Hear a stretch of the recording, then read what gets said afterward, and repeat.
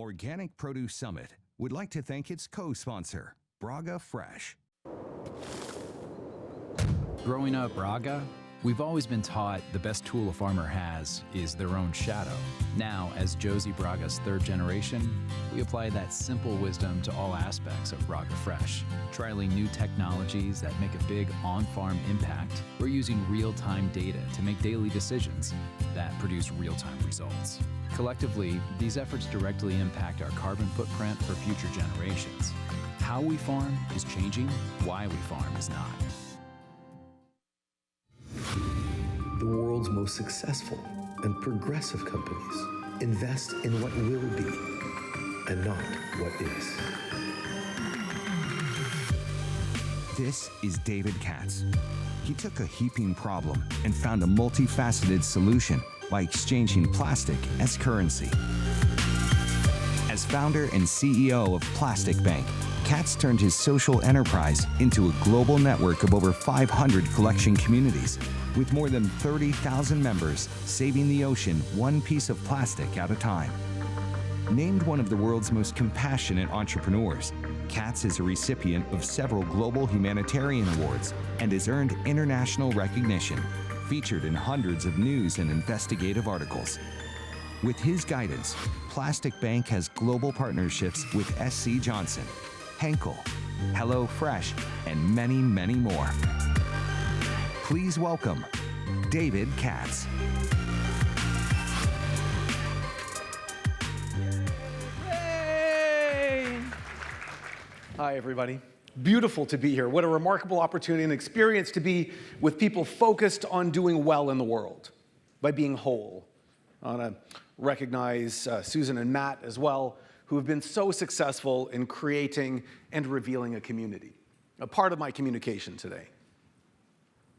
You see, I once saw an interview with Mark Zuckerberg. A journalist asked Mark and said, "Mark, how do you build a community?" And he simply answered, "You can't. All you can do is reveal it." And that's what we have here today as a community. I don't have slides. I typically don't even know what I'm going to talk about when I get up on stage. I'm a little bit slow. I just got back from a wedding and a honeymoon. We were just married last June in Sicily. I've discovered that I am a little bit allergic to Europe. That is a fact. I'm not sure what it is. It's in the food. It's much different there. I discovered that when I'm eating a lot of European foods, like the breads and the cheeses, I have the craziest reaction. I get fat. That I'm sure is just an allergic reaction. I've discovered as well that they've got an organic train line that they've built now in Europe. It even runs on time. Tough crowd. I'm a dad. I get to come up with dad jokes. Super beautiful. Who here cares about the ocean? Who here thinks, thank you, who here thinks someone needs to do something about what is unfolding in the ocean? Honestly, everybody. Is there anyone here that doesn't think that someone has to do something about it? No, we all do. We all know that something is unfolding. A catastrophe ultimately is unfolding. And I'd say that if you thought about it at some point and said someone has to do something about it, is actually your second thought.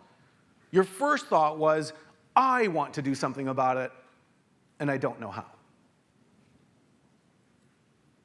And like the tens of millions and hundreds of millions or billions of people on the planet, they think the same thing. It'll be woven into my conversation with you today. My conversation today really is about a different way of thinking. I'm not here to teach you anything. I'm going to share my own experience in the world, how I showed up for my kids and for my communities. I'll talk about my experiences. I'll communicate what I've learned with retailers, with the world's biggest brands. I'll share the struggles that I've had along the way. But most importantly, I want to share my wisdoms, which have come from failing forward. I attended this morning's sessions and I heard a little bit about sustainability, about regeneration. And I want to bring great conversation there as well. I'd like to open with the thinking and the knowing, and I'd like to give everyone the assurance that the earth and the ocean are going to be absolutely fine. It's not even a conversation anyone needs to be having, honestly. Earth is going to be fine. It's going to comprehensively regenerate. The ocean's teeming with life. That's a fact. We won't be here, but the earth is going to be fine. We give it Earth Day or Oceans Day, one day a year, to talk about doing well for the planet, where every day ultimately needs to be Save Humanity Day. We are racing towards extinction. I don't want to be a naysayer or doomsday guy, but that's the fact. 200 species of plant, animal, and insect are going extinct every day. And I believe that we still have an opportunity to show up and make great change. Sustainability is a passé conversation, everyone. There was a whole session that talked about sustainability today. But that's what was.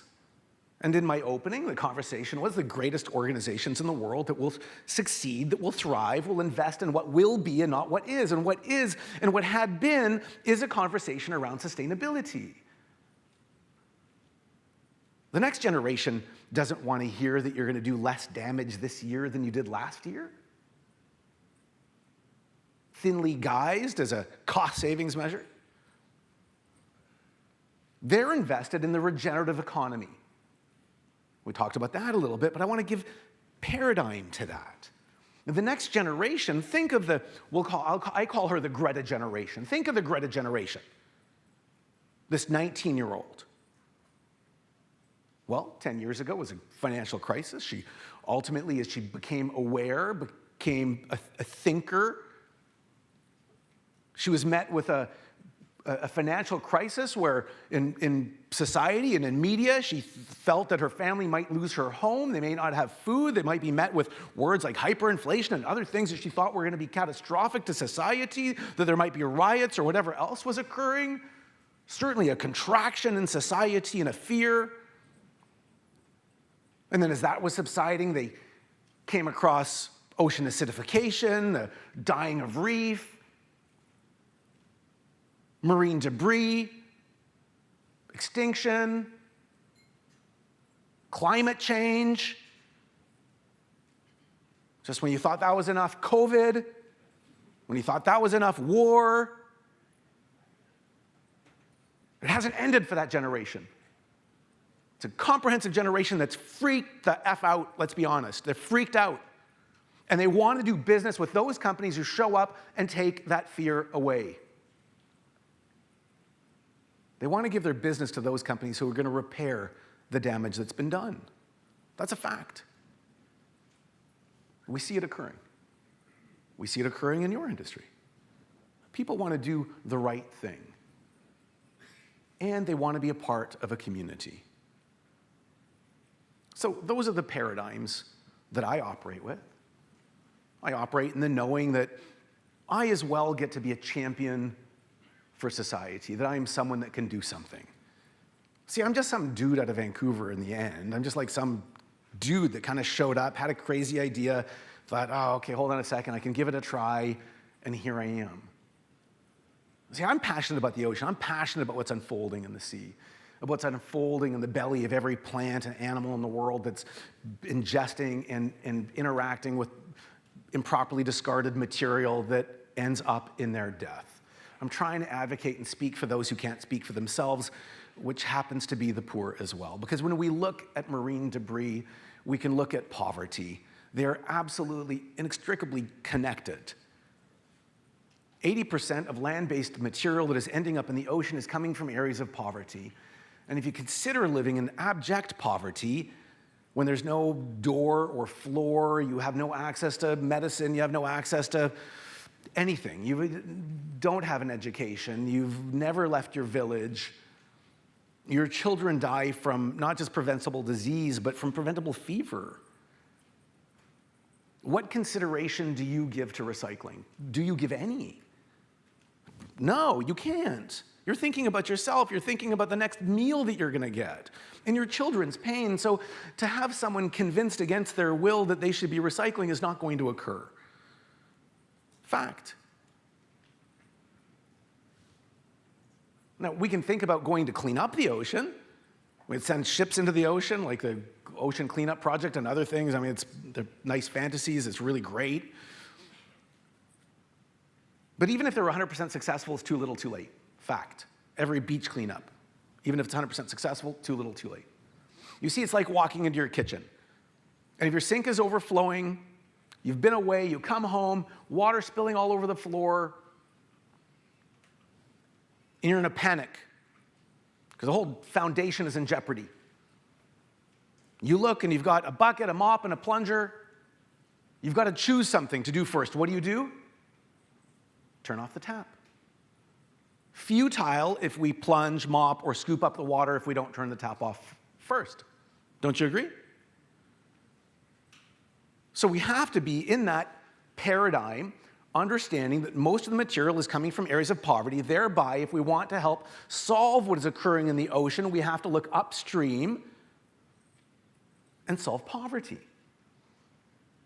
Even in the conversations of the United Nations Sustainable Development Goals, these 17 lofty goals for society, for all of humanity, identified by the United Nations as those goals that we must address, they're in order from 1 to 17. If we want to get to gender equality, or if we want to get to life below water, we have to solve number 1, which is end poverty. And it's under those conditions that I created an organization called Plastic Bank. Plastic Bank, we've grown to be a global chain of stores for the poor, for the abject impoverished, those that live in those conditions, where everything in the store is available to be purchased using plastic garbage. And we offer school tuition, medical insurance, and Wi-Fi, and cell phone minutes, and cooking fuel, and high-efficiency stoves, access to pharmaceuticals, and everything that the true poor need but have struggled to afford, now using the material that is below their feet that they would have traditionally burned, or it would have flown into the ocean because it was discarded in the canal or the river. We took what was a problem and created opportunity. And in fact, we didn't actually create anything, we just had a different way of thinking. We looked for solution. Inside of what we do, we ultimately have grown to be a great fintech solution. It's a banking application. It's a blockchain-based banking application that administers it all. So there are tens of thousands of collectors around the world. As they collect and return the material, they get a bank account. For most, the first that they've ever had, this concept of savings. But as they collect and return the material as it's transacted in the blockchain, not only does the blockchain give our customers the opportunity to have full transparency and traceability into where the material is collected, but our collector has the ability to earn financial inclusion. So as they collect and return it, and they're doing it consistently, what we ultimately get to provide is not just a bank account, but a credit score. We have the ability to give someone who's been discarded the way for them to see themselves as being worthy.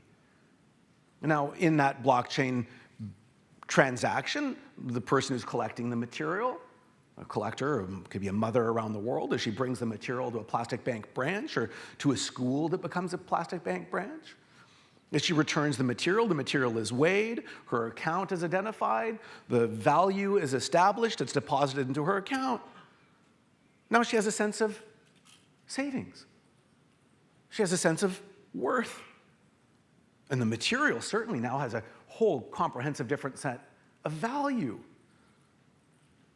You see, I really live in this knowing that a man convinced against his will is of the same opinion still. Can't convince anyone to do anything against their will. If you really won an argument by forcing someone to do something, I'm still overwhelmed by how many people say, well, why don't you just tell them to recycle? Don't they know? No, they don't. But you see, it can give a different way of thinking, a paradigm that provides a space for that material to be valuable, too valuable to waste. So that's one way that we do it. Now, every tiny little grocery store in the communities we work with, using the blockchain application, has the ability as well to accept social plastic by mass as a form of payment.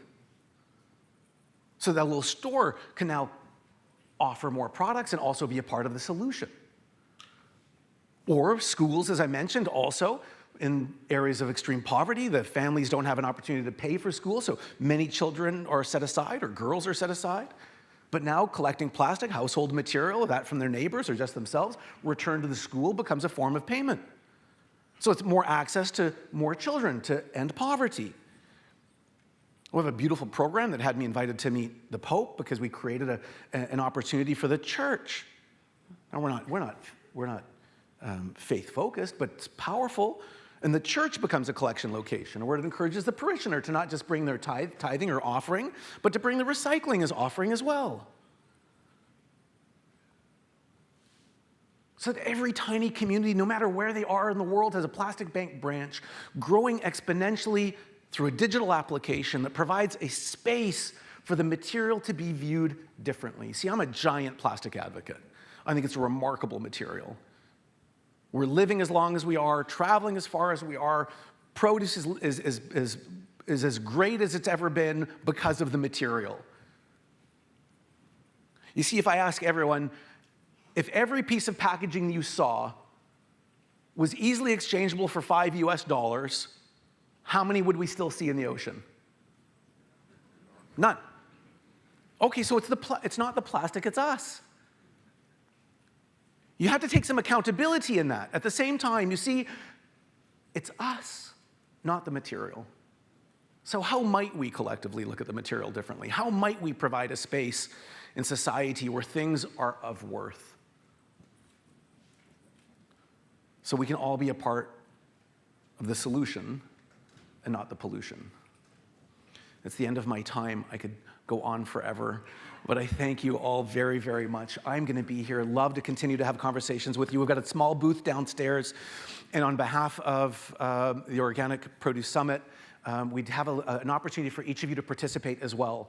Unbeknownst to them, if you come and just scan a QR code, we will extract 50 bottles from an ocean-bound waterway for you and make sure that a family in poverty receives that value so we can all begin in this room to be a part of that change. So thank you very much to the summit. We've got the little booth. Please engage us. We'd love to be in conversation with all of you and see how you can all be a part of that solution. Thank you very much, everyone. Thank you.